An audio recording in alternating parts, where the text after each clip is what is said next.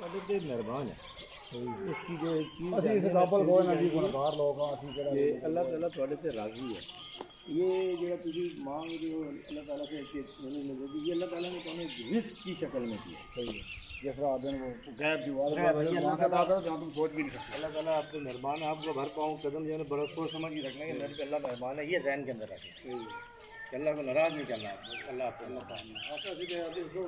हो गए ना परेशान शायद भगवान बाप ने दुनिया देना शुरू कर दी है ये गाँव जय